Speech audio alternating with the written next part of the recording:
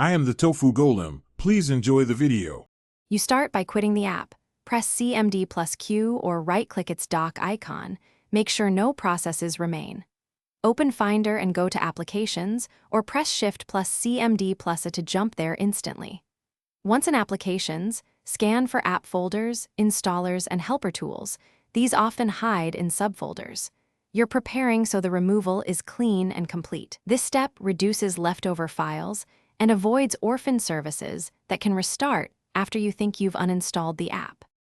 Now drag the application to the trash, or use a trusted uninstaller utility to capture related files. After that, open Finder's Go menu, choose Go to Folder, and remove matching folders from /library/application support and /library/preferences. These hold settings and caches. Next, inspect /library/launch daemons and login items in system settings for background agents.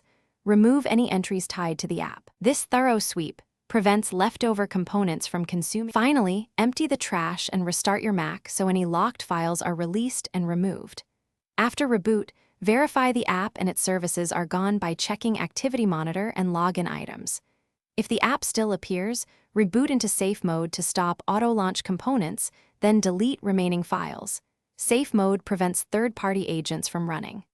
One key troubleshooting tip: if removal fails, restore a backup via Time Machine and retry the cleanup step by step to avoid data loss. Thanks for watching. Consider subscribing if we helped you today.